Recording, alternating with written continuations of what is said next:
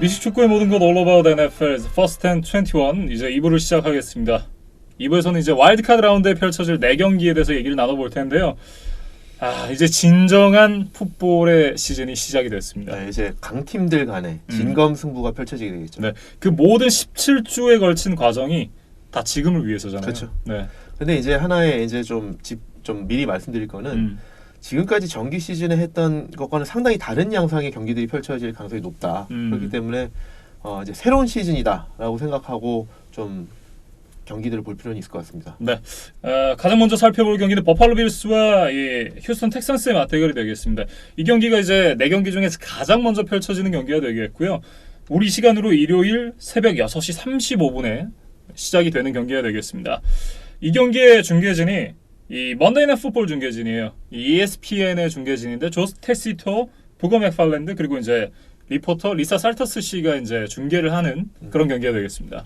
네, 뭐 잘하는 팀들이죠. 뭐 어쨌든 먼데이 나잇 풋볼이라고 그러면 썬데이 나잇 풋볼과 함께 그 프라임 타임의 대명사이기 때문에 그 프라임 타임 경기를 진행하는 크루라고 그러면 사실 뭐 내노라 하는 그런 크루라고 할 수 있겠죠. 네, 그 크루들이 사실 이제 그 방송사마다 넘버원 크루가 있잖아요. 넘버원 팀이 있잖아요. 그렇죠. 그 넘버원 팀들이 이제 포스트 시즌 중계를 다 도맡아서 하게 되는데 그래서 제가 특별하게 이제 다 찾아왔어요. 네.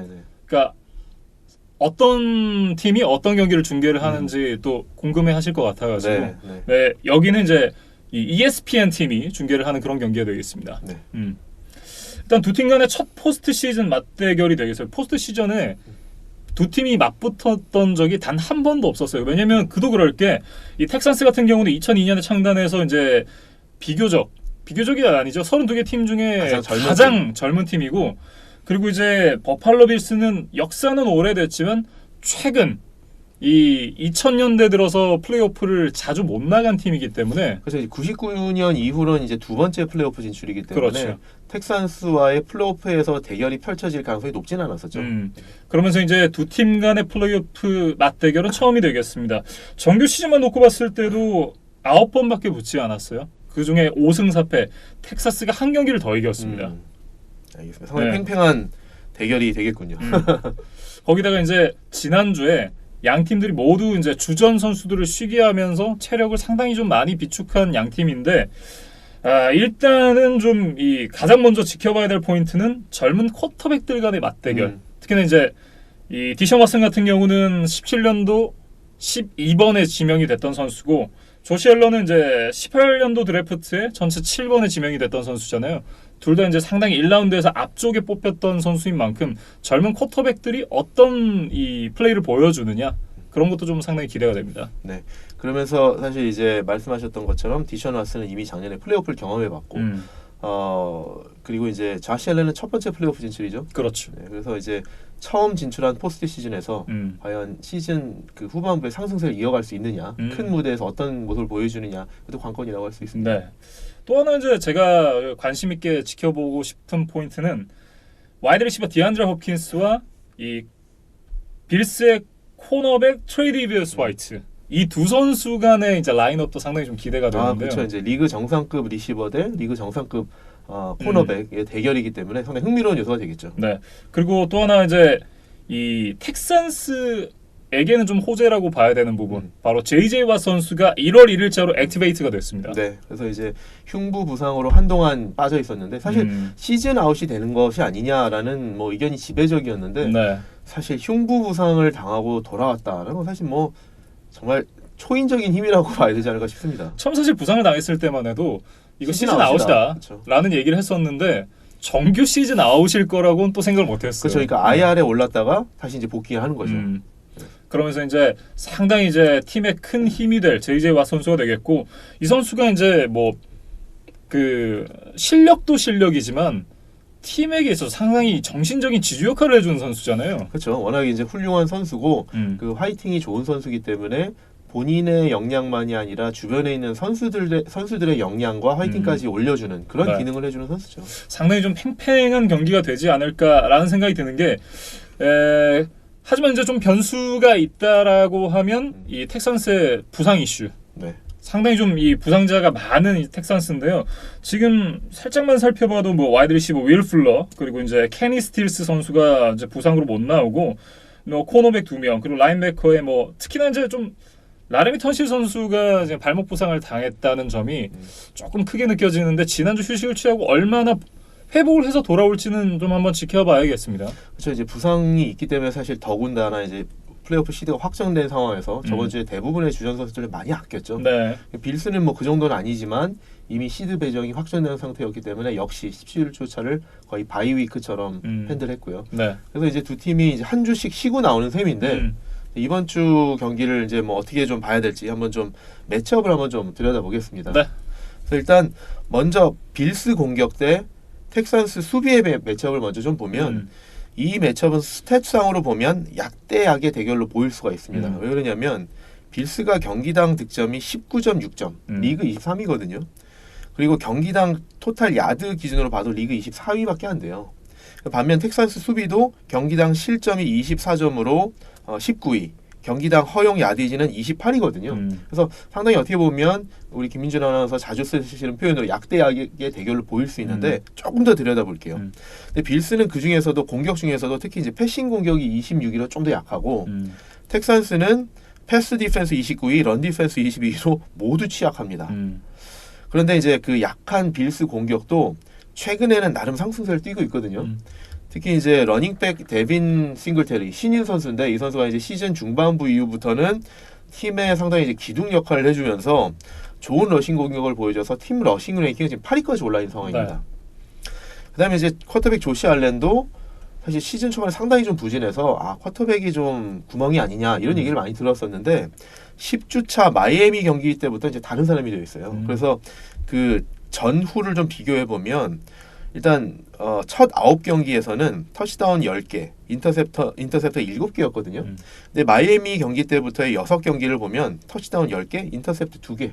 그래서 훨씬 좀 안정되어 있고 거기에다가 경기당 45야드 이상씩 러싱까지 더해주면서 듀얼 스렛 쿼터백의 면모를 갖춰가고 있다라고 좀 말씀드릴 수 있습니다.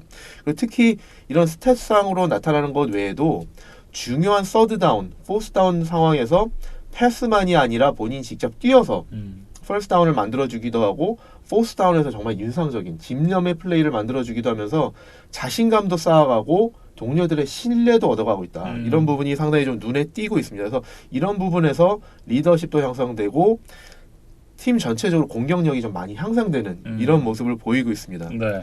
근데 이제 그런 상승세 속에서도 빌스가 최근에 패했던 경기들을 보면 특히 이제 최근에 볼티모어 레이븐스라든지 페이트리어츠 경기 그리고 시즌 초반에 이제 페이트리어츠나 이글스 경기들 보면 공통점이 이 패스러시에 많이 당했었거든요. 그래서 그런 경기에서는 공통적으로 조시 앨런이 색을 4개 이상을 당했다.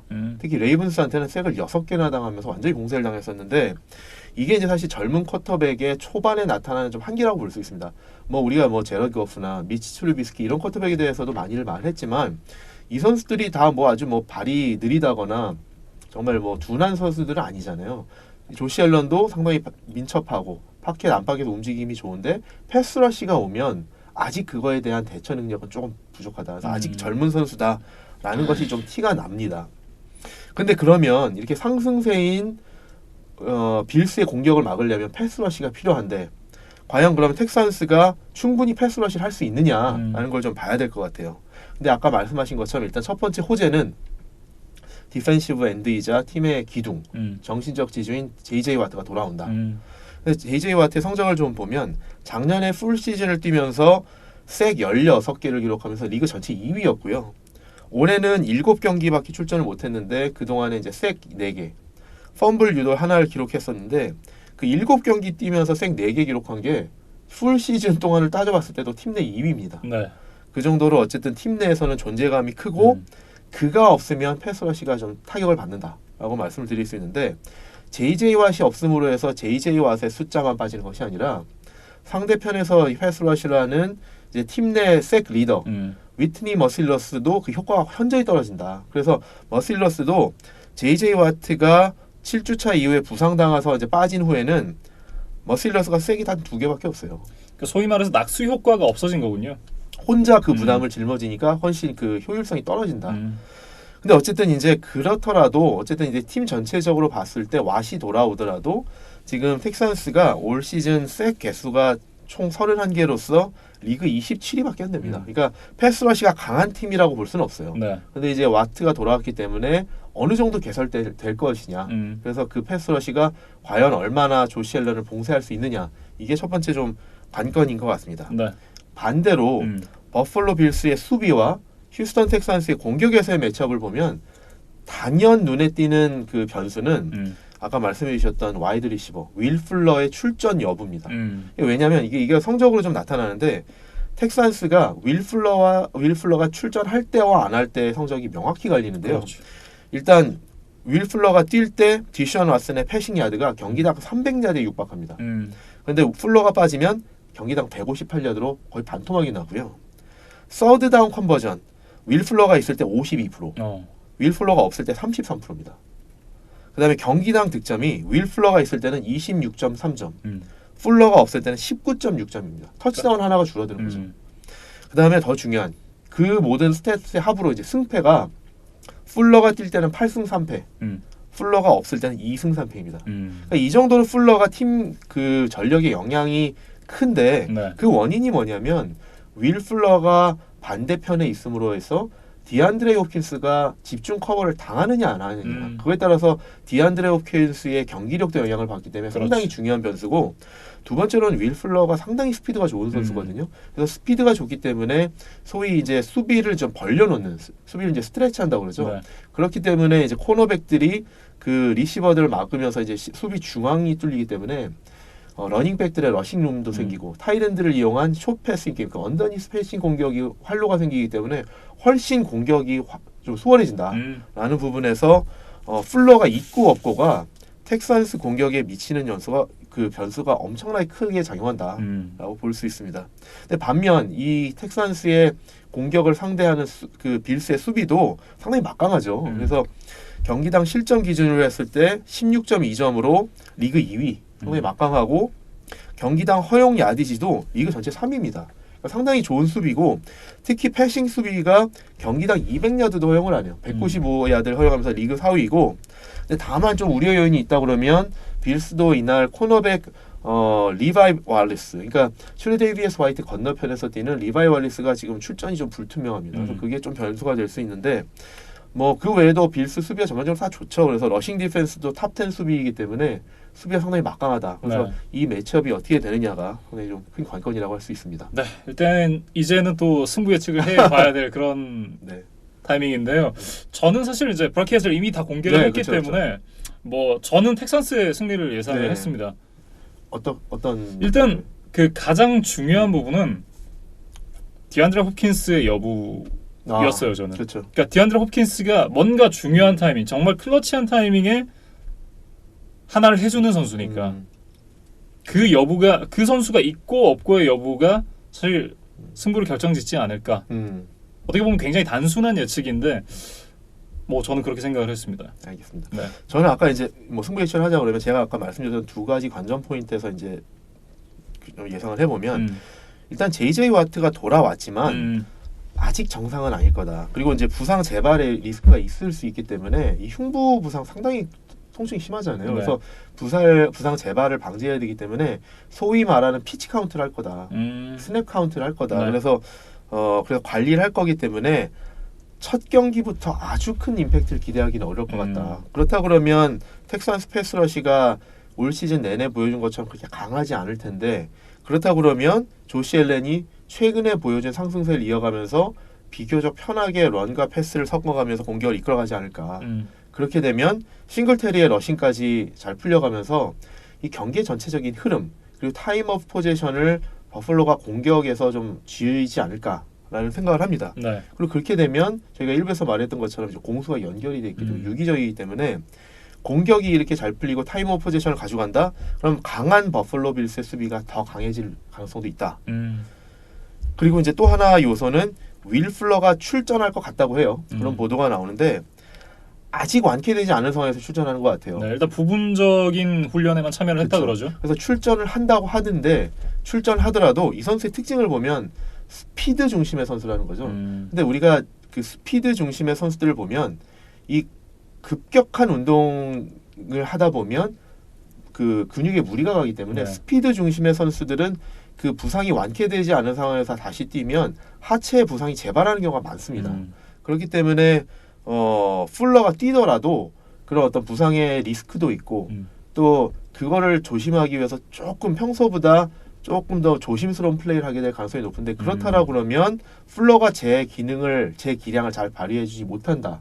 그럴 우려가 있고 그렇다고 그러면 아까 말씀드렸던 것처럼 디안드레 홉킨스가 집중 커버를 받을 수 있는데 집중 커버를 받지 않더라도 트레데이비어스 화이트가 디안드레 홉킨스를 지워버리면 나머지 리시버들을 빌스가 충분히 막아낼 수 있지 않겠느냐. 윌 플러도 정상적이지 그렇죠. 않은 상황에서 그래서 그런 상황에서 본다 그러면 저는 빌스가 원정이긴 하지만 올 시즌 또 원정 경기에서 6승 2패로 강하거든요. 그래서 원정이긴 하지만 저는 이게 업셋이라고 할 수 있을지 없을지 모르겠지만 저는 버팔로 빌스의 승리를 예상해 봅니다. 네, 제가 하나 더 포인트를 추가를 하고 싶은 것이 버팔로 빌스의 어떤 일정을 놓고 보면 사실 버팔로 빌스가 일정빨로 올라왔다 라는 얘기를 들어도 그렇죠. 이상하지 않을 만큼 일정이 편하긴 그렇죠. 했거든요. 맞습니다. 그러면서 정말 강팀을 상대로는 어떻게 보면 좀 힘든 경기들을 많이 했었고 그렇죠. 네, 그런 부분도 좀 고려를 해볼 만하지 않을까라는 생각이 좀 근데 이제 듭니다. 그 상승세를 뛰던 이제 후반부에 보면 강팀들 상대했을 때 뭐 승리하지는 못했지만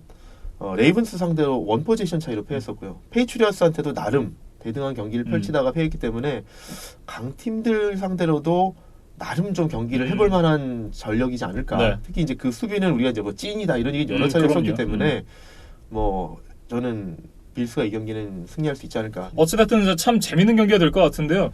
이게 일방적인 경기보다는 굉장히 좀 팽팽한 경기가 되지 않을까 이런 생각이 들어요. 네, 네. 그럴 것 같습니다. 네, 이제 이렇게 이제 저희는 이 버팔로 빌스와 휴스턴 텍산스의 경기에 대한 예상을 마무리를 해보겠고요. 이제 다음 영상에서는 테네시 타이탄스와 뉴잉글랜드 페이트리어츠 경기에 대한 예상을 이어가 보겠습니다.